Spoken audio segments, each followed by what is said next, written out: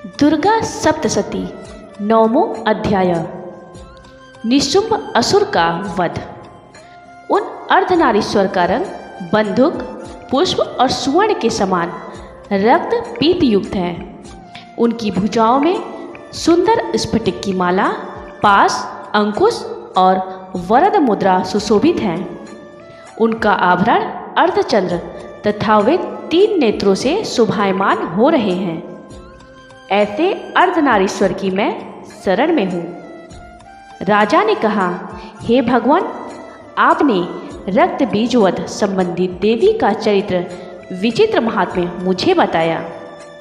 रक्त बीज के मृत्यु के अनंतर क्रुद्ध शुंभ और निशुंभ ने आगे क्या किया, अब मैं उसका वर्णन सुनना चाहता हूँ। तब ऋषि ने कहा, राजा, युद्ध में रक्त बीज तथा अन्य राक्षसों के हनन से शुंभ निशुंभ के क्रोध की पराकाष्ठा हो गई। इस प्रकार विशाल दैत्य सेना का संहार होते देख क्रुद्ध निशुंभ देवी की ओर दौड़ पड़ा। उसके साथ ही दानवों की प्रमुख सेना थी। उसके आगे पीछे तथा पार्श्व भाग में बड़े बड़े अंगरक्षक दैत्य थे, जो कुपित होकर अपने होठ काटते हुए देवी को मार डालने के उद्देश्य से आए थे। महाबली शुंभ भी अपनी सेना के साथ मातृगणों से युद्ध करने के पश्चात चंडिका के वध करने के लिए आ पहुंचा। इसके अनंतर शुंभ निशुंभ का घमासान युद्ध देवी के साथ होने लगा। वे दोनों महाबलवान दैत्य मेघों की तरह अपने बाणों की देवी पर भीषण वर्षा कर रहे थे। उन दोनों के निक्षिप्त बाणों को चंडिका ने अपने बाणों से काटकर शस्त्रों द्वारा उन राक्षसों के अंगों को पीड़ित कर दिया।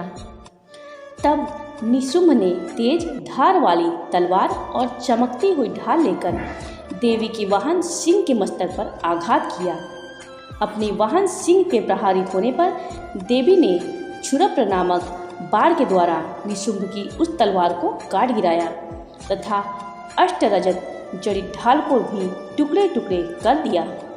ढाल और तलवार से रहित होकर उस दानव ने शक्ति का प्रयोग किया, किंतु चक्र के द्वारा देवी ने उस शक्ति के 2 खंड कर दिए। तब निशुंभ क्रोध से तिलमिला उठा और देवी का वध करने के लिए अपना शूल संभाला, किंतु देवी ने उस शूल को मुक्के की मार से ही चूर्ण चूर्ण कर डाला। तब उसने अपनी गदा को घुमाकर देवी पर आघात किया, परंतु वह गदा देवी के त्रिशूल से कटकर नष्ट हो गई। इसके अनंतर वह दैत्य हाथ में फरसा लेकर देवी की ओर बढ़ा।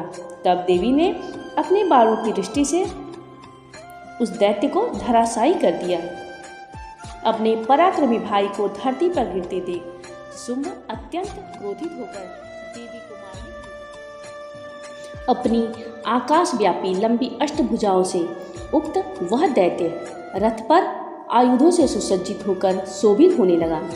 उसे आते देखकर देवी ने अपना शंखनाद और धनुष की प्रत्यंचा द्वारा रणस्थल में घोर टंकार किया।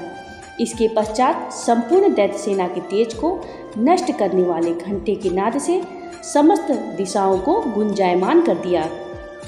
जिस सिंह की गर्जना को सुनकर बड़े बड़े मदमस्त गजराज भी सहम जाते थे, उस देवी के वाहन सिंह ने अपनी दहाड़ से 10 दिशाओं को कपा दिया। तब काली ने आकाश में छलांग लगाकर अपने दोनों हाथों से पृथ्वी पर प्रहार किया।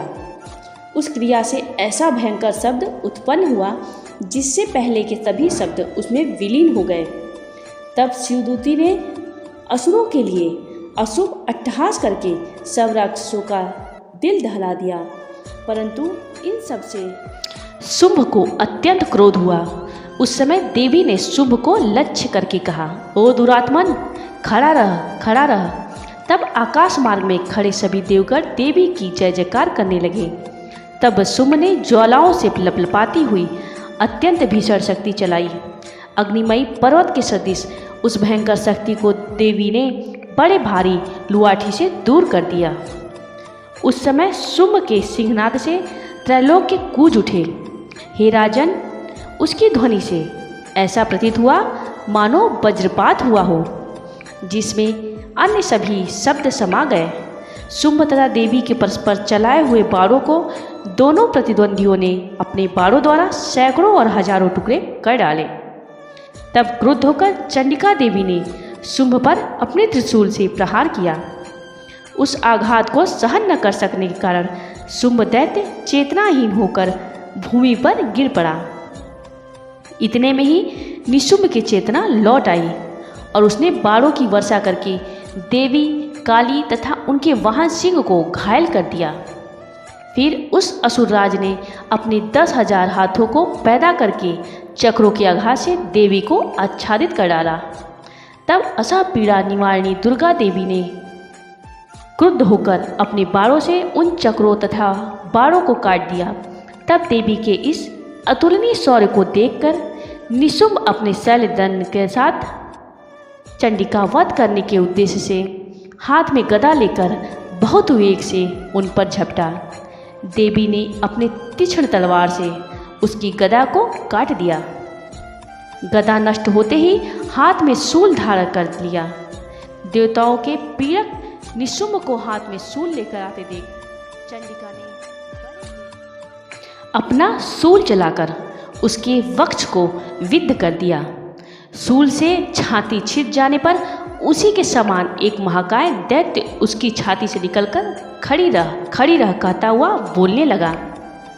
उस निकले हुए दैत्य की बात पर देवी अट्टहास कर उठी और तलवार से उसका सिर काट गिराया। तब वह दैत्य भूमि पर गिरकर ढेर हो गया। तत्पश्चात सिंह अपनी दाढ़ों से उस दैत्य की गर्दन चबाने लगा। वह दृश्य बहुत ही डरावनी प्रतीत हो रही थी। उधर काली तथा शिवदूती ने भी दूसरे दानवों को खाना शुरू कर दिया। कौमारी की शक्ति से विदारित होकर कितने ही महादानव नाश को प्राप्त हुए। ब्रह्माणी के मंत्रपूत जल के द्वारा कितने ही दैत्य निष्प्रभ होकर भाग गए। कितने ही दानव महेश्वरी के त्रिशूल से छिन्न भिन्न होकर नष्ट हो गए। वाराही के थुथुन की मार से कितनों की हड्डी पसली चूर चूर हो गई। वैष्णवी ने अपने चक्र के प्रहार से राक्षसों के खंड खंड कर डाले। ऐन्द्री के हाथ से चलाए हुए वज्र से आहत होकर कितनों को ही अपनी जान गंवानी पड़ी। उस युद्ध में कुछ दानव नष्ट हो गए, कुछ भाग खड़े हुए तथा अगणित राक्षस काली, शिवदूती और सिंह के द्वारा काल कलवित हो गए। इस प्रकार श्री मार्कंडेय पुराण के सावर्णिक मनवंतर कथा के अंतर्गत देवी महात्म्य में वर्णित निशुंभ वध नामक